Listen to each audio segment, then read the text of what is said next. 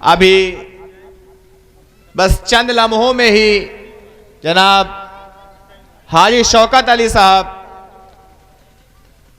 उत्तर प्रदेश अध्यक्ष, all India Majlise Ittehadul Muslimeen, और उनके हमनवा डॉक्टर पवन राव अंबेडकर साहब तशरीफ ला रहे हैं, बल लाने ही वाले हैं। कुछ ही देरों में, कुछ ही पलों में वो आपके सामने रूबरू होंगे। डॉक्टर पवन राव अंबेडकर साहब के बारे में आजकल आप लोगों के पास मल्टीमीडिया का दौर है, सभी जानते हैं कि डॉक्टर पवन राव अंबेडकर साहब बाबा साहब की ही नस्ल हैं, बाबा साहब का ही वो खून है। बाबा साहब के मिशन को कामयाब करने के लिए जो बाबा साहब ने हिंदुस्तान के अंदर एक सपना देखा था, जिसको साकार करने के लिए बाबा साहब ने अपना जीवन पर्यंत, अपनी पूरी जिंदगी समाज सेवा, दलित उत्थान, वंचित उत्थान, महिला उत्थान, और जिस भी प्रकार से जहां भी उत्पीड़न हुआ लोगों का, बाबा साहब ने सबके लिए आवाज उठाई। बाबा साहब ने हमेशा गरीबी देखी, छुआछूत देखा। बाबा साहब के बचपन में करीब बाबा साहब की उम्र 8 साल लगभग रही होगी कि जब बाबा साहब कक्षा में पढ़ने जाते थे तो मास्टर साहब उच्च कुल के थे। बाबा साहब को कक्षा से बाहर निकाल दिया था और उनसे कहा था कि दलितों के लिए शिक्षा में कोई स्थान नहीं है, दलितों के लिए कोई स्थान नहीं है। दलितों का उत्थान कैसे हो, इस बारे में बाबा साहब ने रात दिन सोचा, और दलितों के दर्द, दलितों का दर्द बाबा साहब के हृदय में बचपन से ही था। जब उन्होंने अपने स्कूल में पानी पीना चाहा तो उस घड़े से उनको पानी पीने नहीं दिया गया और ये कहा गया कि तुम अछूते हो, तुम दलित हो, तुम यहां आने के लायक नहीं हो, तुम्हारी कोई वैल्यू नहीं है। तो उस समय बाबा साहब ने शिक्षा को अपना हथियार बनाया और शिक्षा हासिल करने के लिए अपने पूरे गांव में हाई स्कूल की परीक्षा अकेले बाबा साहब ही पास हुए थे। उनके साथ में और भी सवर्ण जाति के लोग भी थे, और भी जाति के लोग थे, वो सब फेल हो गए थे। जब बाबा साहब हाई स्कूल पास हुए, उसके बाद उनको इंग्लैंड में ऑफर आया कि आप वहां बीएससी करने आइए। उनकी काबिलियत थी। आज आप और हम क्या समझते हैं, शिक्षा की कोई वैल्यू ही नहीं करते हैं, एजुकेशन कोई वैल्यू ही नहीं है, अपने बच्चों को शिक्षा नहीं दे पा रहे हैं। हमारी कमियां तो हैं ही हैं, और साथ में सबसे ज्यादा कमियां इस समाज की भी हैं, जिसने कभी भी ये नहीं चाहा कि दलितों का उत्थान हो। आज भी ऐसी ऐसी जगहें हैं जहां मैं जाता हूं तो कह देते हैं, वो दलित भाई की कभी जाति का नाम लेके उसको परेशान करते हैं, कभी कहते हैं हमारे गौतम भाइयों का नाम लेकर वो परेशान करते हैं, कहते हैं वो चमार है। अरे चमार है तो क्या इंसान नहीं है? वो भी एक सर्वश्रेष्ठ इंसान है। बाबा साहब महर जाति के थे। बाबा साहब महर जाति के होते हुए भी उन्होंने विश्व प्रसिद्ध ख्याति प्राप्त की लंदन में बाबा साहब की आज भी प्रतिमा बनी हुई है। और बाबा साहब भीमराव अंबेडकर का वहां पर जो प्रतिमा बनी है, प्रतिमा के जो बनाया है वो किसी हिंदुस्तानी ने नहीं बनाया है, वो वहां की इंग्लैंड की गवर्नमेंट ने बनाया हुआ है। आज भी बाबा साहब भीमराव अंबेडकर के नाम की छात्रवृत्ति अपने हिंदुस्तान में तो नहीं है, मगर इंग्लैंड में, बोकारो में, मैं ऐसे 10 देशों का नाम गिना सकता हूं जहां बाबा साहब भीमराव अंबेडकर के नाम की छात्रवृत्ति चल रही है, उनके नाम से कॉलेज चल रहे हैं, उनके नाम की योजनाएं चल रही हैं। आज हमारे देश में बाबा साहब के नाम का क्या है? अगर हमारा कोई दलित भाई आज बाबा साहब की प्रतिमा को स्थापित करना चाहता है तो उसके लिए भी उसको बहुत सारी परेशानियों का सामना करना पड़ता है। वो चाहे उसकी ही जमीन क्यों ना हो, वो संत रायदास साहब की अगर मूर्ति को स्थापित करना चाहता है तो उसके लिए इतनी ज्यादा परेशानियां आ जाती हैं कि उसको पहले लड़ाई करना पड़ता है। सवर्ण जाति के लोग क्या करते हैं? मूर्ति स्थापित नहीं करने देते हैं और मूर्ति कहते हैं हम स्थापित नहीं करने देंगे, यहां तुम्हारा वर्चस्व हो जाएगा। अरे ऐसे बाबा साहब का आप वर्चस्व कहां तक रोक पाएंगे? बाबा साहब का वर्चस्व तो विश्व ख्याति है, वो पूरे वर्ल्ड में फेमस हैं। दुनिया का कोई भी देश ले लीजिए जो बाबा साहब का नाम न जानता हो। बाबा साहब की जो मूर्ति है, एक बार की बात है कि मैं एक न्यूज़ चैनल देख रहा था कि वहां के गांव के लोगों ने, दलित भाइयों ने बाबा साहब की मूर्ति को स्थापित करना चाहा तो वहां के कुछ सामाजिक असामाजिक तत्व लोगों ने वहां पर बड़ी ही मारपीट की और बाबा साहब की प्रतिमा जो पहले से लगी हुई थी उसको तोड़ दिया था। उस पर काफी शासन ने कोई खास एक्शन नहीं लिया। काफी दलित भाइयों के ऊपर उल्टा एफआईआर हुई। जब दलित भाई एफआईआर करने गए तो उनको ही अंडर कर दिया गया। ये तब तक होता रहेगा जब तक आप एकजुट नहीं होंगे। आपके बीच में आपका भाई गौजयंती गौतम साहब आपका ही भाई है, आपके ही साथ में है। आज अगर आपने बजरंगी साहब का साथ अगर नहीं दिया तो ये सबसे बड़ी कमी आपके गांव में होगी। हम लोग तो बाहर के लोग हैं, चले जाएंगे, आपके बीच में आपका भाई रहेगा। अगर कल विधायक बनकर आपके बीच में आता है, आपकी बात राज्यसभा विधानसभा में उठाएगा और जब आपका बात उठाएगा, आपकी बात उठाकर आपका भला होगा, आपका भला होगा, आपके गांव का होगा। मैं जिस तरीके से देख रहा हूं कि यहाँ भीड़ नाम की कोई चीज ही नहीं है। अगर यहाँ किसी सत्ताधारी का कोई कार्यक्रम होता तो यहाँ भीड़ ही भीड़ होती। और बजरंगी साहब ने, मैं देखता हूं कि सामाजिक कार्यकर्ता जिस तरीके से होना चाहिए उनमें सारे के सारे गुण विद्यमान हैं और उन्होंने समाज को एक नई दिशा देनी चाहिए। परेशानियां सबके सामने आती हैं, जब कोई आगे बढ़ता है तो उसको रोकने वाले बहुत सारे लोग आते हैं। कभी कोई बाहर का नहीं आता है, हमेशा अपने ही लोग जो होते हैं वही रोकते हैं। अब आप लोगों की मर्जी है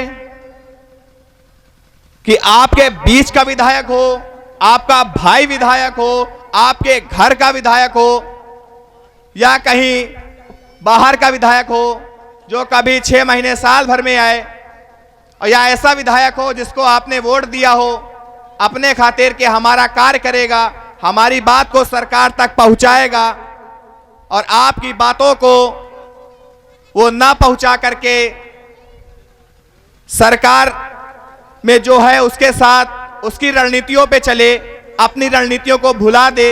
ये आपके ऊपर है। अगर आप चाहते हैं कि आपके बीच का विधायक हो, आपके घर का विधायक हो, आपका भाई हो जो आपके बच्चों के लिए, आपके लिए एक ऐसा मिशन तैयार करे जिससे आपके बच्चों को बढ़िया एजुकेशन मिल सके, अच्छा स्वास्थ्य मिल सके, अच्छे स्वास्थ्य सुविधाएं मिल सके, और उनको एजुकेशन के तहत जो रिजर्वेशन है जिसमें घटतौली हो रही है, घटाया जा रहा है, वो भी दिया जाए। बजरंगी भैया ने एक मिशन लेकर आपके सामने आए हुए हैं। इस मिशन को साकार करना ना करना, बिल्कुल खुली शब्दों में मैं अपनी बात कह रहा हूं, ये आपकी बात है, आपके बीच की बात है। आपकी बात को उठाने के लिए आपके बीच में खड़े हुए हैं कि हमारे भाइयों का अधिकारों का कोई हनन ना होने पाए। अगर बजरंगी भैया आपके बीच में खड़े हुए हैं तो आप सबका फर्ज बनता है कि अपना कर्तव्य समझिए, फर्ज समझिए, दायित्व समझिए, जो भी चाहे वो समझिए। बजरंगी भैया अपने लिए नहीं खड़े हुए हैं, अल्लाह ने उनको सब कुछ दिया है, उन्हें किसी चीज की जरूरत नहीं है। मगर जब वो देखते हैं कि हमारे समाज के लोग हर जगह परेशान हो रहे हैं, उनको भगाया जा रहा है, उनको मारा जा रहा है, उनके साथ अन्याय हो रहा है, तो उसके एवज में आवाज उठाने के लिए बजरंगी भैया खड़े हुए हैं। आप सबका फर्ज है कि आप अपने घरों से निकलकर बजरंगी भैया का सपोर्ट और वोट दोनों ही करें। जब आप वोट करेंगे तो आपके अधिकारों का कोई हनन नहीं कर सकता है, आपके अधिकारों को आपसे कोई छीन नहीं सकता है। जहां पर देखिए कोई भी सरकार आती है वो दलितों का उत्थान नहीं चाहती है, वो सिर्फ और सिर्फ अपना उत्थान चाहती है, आपका वोट ले लेती है और आपका वोट ले करके वो खुद ही बिक जाते हैं। जितने विधायक आए हैं, अब आपके सामने सब कुछ मौजूद है, आप हालत से रूबरू हैं कि आपका क्या, आपके वोट का कहां इस्तेमाल हुआ है। कभी कोई किस पार्टी से आता है, कभी कोई किस पार्टी से आता है। मगर मैं आपको एक बात बता देना चाहता हूं कि AIMIM ऑल इंडिया मजलिस इत्तेहादुल मुस्लिमीन एक ऐसी पार्टी है कि जो इस पार्टी में आ गया है वो कभी किसी ने आज तक का इसका रिकॉर्ड रहा है, हिस्ट्री है कि कभी उसने दल नहीं बदला है। आप जहां से चाहें वहां से हिस्ट्री देख सकते हैं। आप हिस्ट्री देखें कि असद ओवैसी साहब, कोई बात होती है, वो दलित की बात हो, शोषित की बात हो, वंचित की बात हो, या किसी को परेशान किया जा रहा है।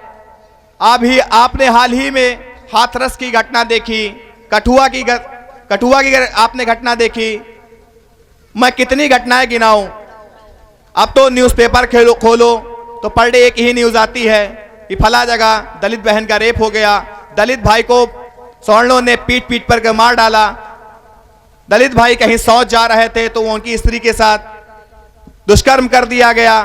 अब घिन आने लगी है अखबार से कि अखबार पढ़ने का मन नहीं करता है कि क्या देखूं। आए दिन एक ही दिक्कत रहती है कि रेप रेप रेप। ये किस वजह से हो रहा है? आपसे कहा जाता है आपके साथ न्याय होगा, न्याय के नाम पर क्या होता है? 4 दिन के FIR, उसके बाद क्या होता है? उसके बाद सब फिर खुला घूम रहे हैं। कठुआ कांड में क्या हुआ? दलित बहन के साथ रेप किया गया, रेप करने के पश्चात घर वालों को लाश तक नहीं दी गई, उसकी डेड बॉडी नहीं दी गई, उसको जिंदा ही अब बताते हैं कि मीडिया बता रही है कि उसका रेप ही नहीं हुआ, जबकि पोस्टमार्टम रिपोर्ट कहती है कि उस दलित बहन का रेप हुआ और उस पर हथियारों से वार किए गए जिससे उसकी मृत्यु हो जाती है। घर वालों को उसका चेहरा तक नसीब नहीं होता है और उसको जिंदा ही पेट्रोल डालकर उसको जला दिया जाता है। उसका अंतिम संस्कार भी ढंग से नहीं होता है, दाह संस्कार होना चाहिए। ये समाज आज कहां जा रहा है? आप इससे रूबरू हैं। उत्थान कैसे होगा ये आपके हाथों में है। और थोड़ी देर के बाद जनाब हाजी शौकत अली साहब का आगमन होने वाला है। वो पुरुआ आ चुके हैं, अब बस पुरुआ से तशरीफ ला ही रहे हैं। आज तारीख गवाह है कि किसी भी सरकारी ऑफिस में आप जाते हैं तो वहां देखते हैं कि अगर कोई सवर्ण जाति का उच्च पोस्ट पर बैठा हुआ है, उच्च अधिकारी है, तो उसके लिए कोई दलित भाई कार्य कराने जाता है, उसको दीनहीन नजरों से देखा जाता है और उसके जो काम 10 मिनट का होता है उससे कह दिया जाता है कि आज नहीं होगा कल आइए, कल नहीं होगा परसों आइए।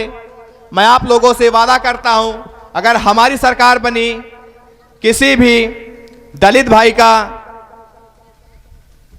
और वंचित भाई का कोई भी किसी भी प्रकार का हनन नहीं होने देंगे। आपके साथ हम लोग कंधे से कंधा मिलाकर खड़े हैं। अब आप लोगों का फर्ज बनता है कि आप लोग भी कंधे से कंधा मिलाकर खड़े हों। आज ये जो सम्मेलन किया गया है, किसके लिए किया गया है? आज दरेटा ग्रामवासी बड़े खुशनसीब हैं, मैं उन्हें मुबारकबाद देना चाहता हूं। और जो हमारे भाई साहब बाहर से आए हुए हैं, उन सभी को मुबारकबाद पेश करना चाहता हूं कि आप सभी इस कार्यक्रम में आए। और जहां तक मेरी आवाज पहुंच रही है, जब बच्चा भैया विधायक बनकर के आएंगे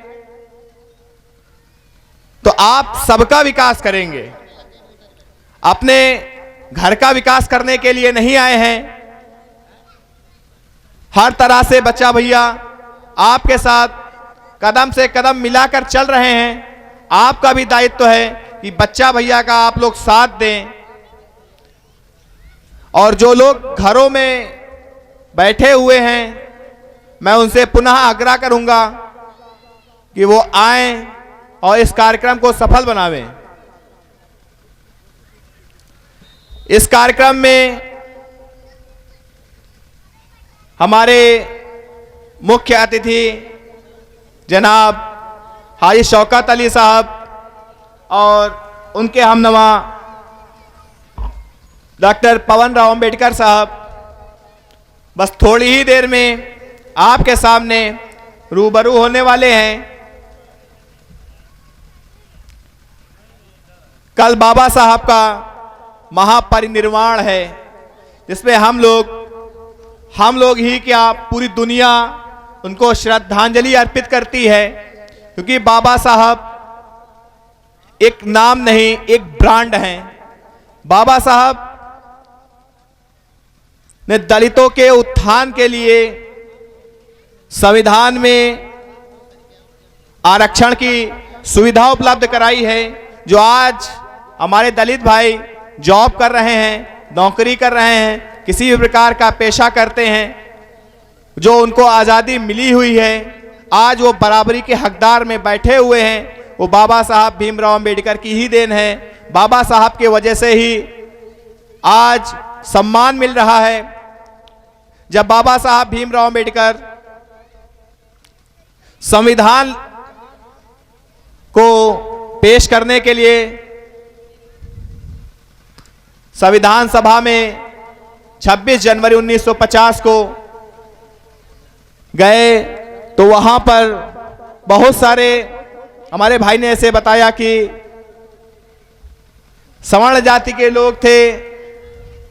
उन्होंने कहा कि भीमराव अंबेडकर को ऊंची कुर्सी पर हम नहीं बैठने देंगे। उस समय मुस्लिम नेता मौलाना हसरत मोहानी साहब उनके साथ में कंधे से कंधा मिलाकर, और मौलाना आफाक साहब उनके साथ कंधे से कंधा मिलाकर खड़े थे कि मौलाना हसरत मोहानी साहब को ये लालच दिया गया था कि आप भीमराव अंबेडकर का सपोर्ट ना करें, आप जो मांगेंगे बदले में हम आपको वो देंगे। मगर मौलाना हसरत मोहानी साहब ने ये कहा कि हमें लालच नहीं चाहिए, हम भीमराव अंबेडकर का साथ देंगे, क्योंकि भीमराव अंबेडकर हमेशा से समाज का उत्थान ही करना चाहते थे। ये जरूरी भी था कि जो दलित बहनें थीं उनको अधिकार नहीं मिलता था, उनसे कह दिया जाता था कि शिक्षा आपका अधिकार नहीं है, आप स्कूल मत आइए। उनका नाम काट दिया जाता था, उनको स्कूल में सीट नहीं मिलती थी, वो एजुकेशन से दूर रहती थी, उनको एजुकेशन दिलाने के लिए बाबा साहब भीमराव अंबेडकर ने एक अलख जलाई। उस अलख को ही हमारे बैरिस्टर जनाब असदुद्दीन ओवैसी साहब इस अलख को आगे बढ़ा रहे हैं। इस अलख को अगर आप चाहते हैं कि आपके वर्ग का, आपके जाति का उत्थान हो, तो आपको आगे आना पड़ेगा। अगर आप ही ना आएंगे तो फिर कैसे ये अलग आगे बढ़ेगी। बाबा साहब के सपनों को आगे बढ़ाना है तो MIM को वोट दीजिए, बच्चा भैया का सपोर्ट कीजिए, बच्चा भैया को वोट कीजिए। बच्चा भैया आपके बीच में जब विधायक बनकर आएंगे तो एक अलग ही आपका रुतबा होगा, आपके बीच का, आपके वर्ग का, आपके जाति का एक इंसान आपके ही लिए खड़ा है, आपके हित के लिए खड़ा है, कोई अपने हित के लिए नहीं खड़ा है। सवर्ण जाति के लोग तो चाहते ही हैं कि दलितों का उत्थान कभी ना हो, वो हमेशा दबे कुचले रहें, वो हमेशा ही दबे कुचले रहें, और दबे कुचले रहेंगे तो हम उन पर राज करेंगे। पहली बात, दबे कुचले रहेंगे तो उन पर राज करेंगे, और आज तक यही होता आया है। आज आप इतिहास उठाकर देख लीजिए, जब से देश आजाद हुआ है दलितों का कितना उत्थान हुआ है। जो भी उत्थान हुआ है वो बाबा साहब की वजह से ही हुआ है। अगर आज बाबा साहब ने संविधान में आरक्षण की बात अगर ना रखी होती तो दलितों का उत्थान होना बहुत ही मुश्किल था। इसी को आगे बढ़ाते हुए जनाब असदुद्दीन ओवैसी साहब ने बाबा साहब के सपनों को पूरा करने की प्रतिज्ञा ली है कि बाबा साहब के हर एक सपने को हम पूरा करेंगे। वो सपना क्या है? सपना है कि दलित हो, वंचित हो, शोषित हो, जो समाज में पीड़ित है, वो सब बराबरी के दर्जे पर आए। आज मुसलमान भी कम पीछे नहीं है। सक्चर कमेटी की रिपोर्ट कहती है कि मुसलमानों की एजुकेशन में 0.3 भी वैल्यू नहीं है। आज मुसलमान भी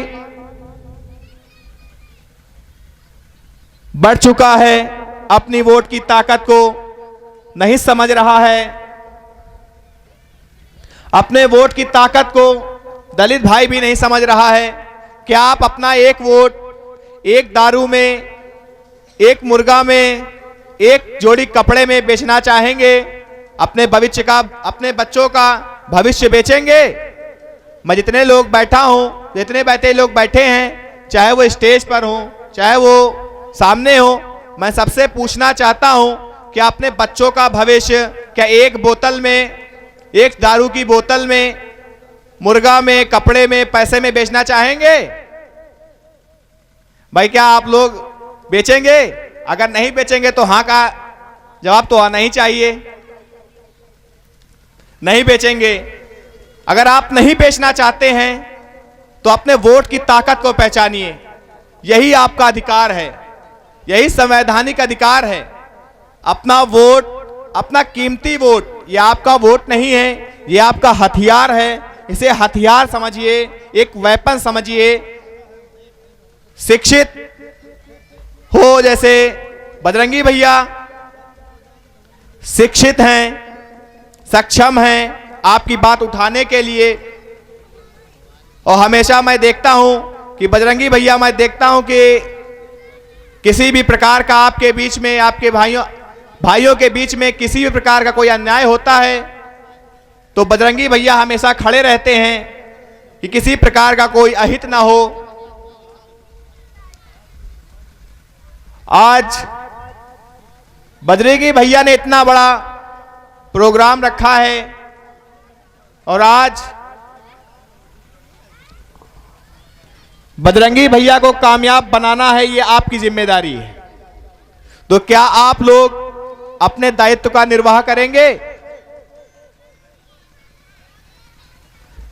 शायद मेरी आवाज नहीं पहुंच पा रही है, मैं पूछना चाहता हूं, क्या आप लोग बजरंगी भैया का निर्वाह नहीं कर रहे हैं?